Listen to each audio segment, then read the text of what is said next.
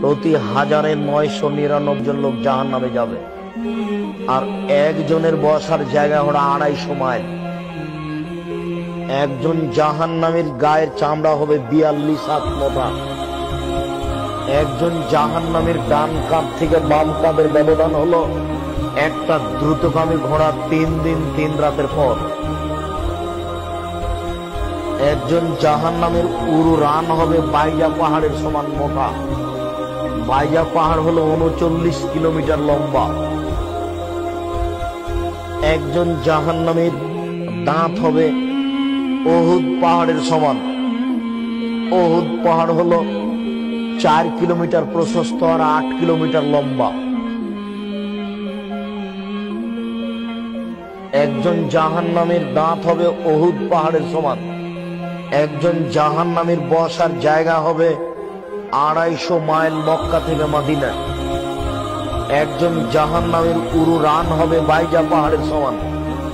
একজন জাহান্নামীর গায়ের চামড়া হবে 42 হাত মোটা। এর পরেও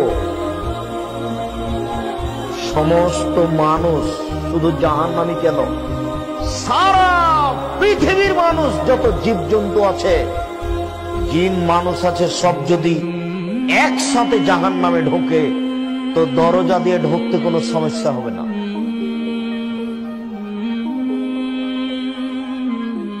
আর জাহান্নাম বলতে শুধু নারী আর নারী, জাহান্নাম বলতে শুধু নারী আর নারী, জাহান্নাম বলতে শুধু নারী আর নারী, কিছু পুরুষ 2-1 জন।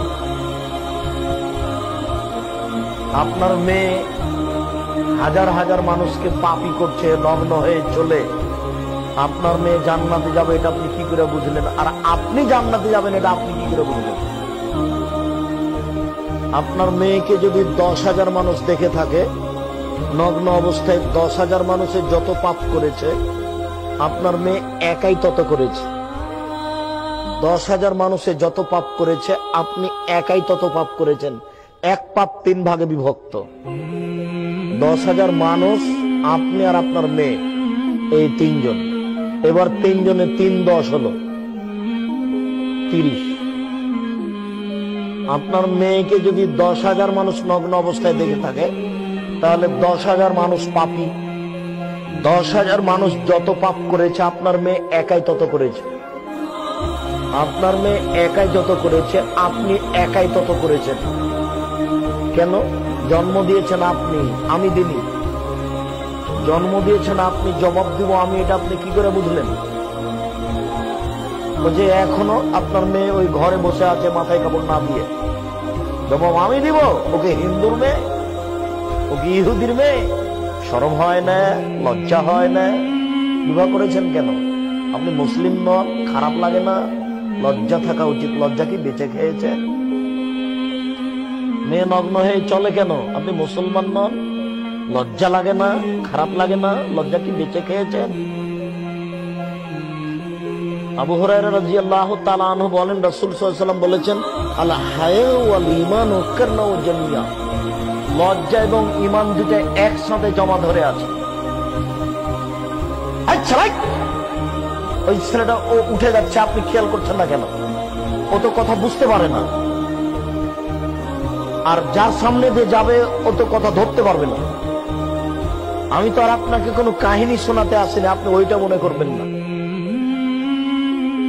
পাথরের মতো বসে থাকতে হবে, প্রত্যেকটা কথাকে মনে করতে হবে 1 কোটি টাকা মূল্য। ওই যে দোকানে এখনো বসে আছে, আপনি যান ওখানে বসে থাকেন, এখানে এসেছেন কেন? ওই যে দোকানে বসে আছে চা খাচ্ছে, জবাব আমি দিব। ওর বাপ ওকে জন্ম দিয়েছে, ওর বাপ জবাব দিল, আমি দিব কেন? ও জানে না যে আপনি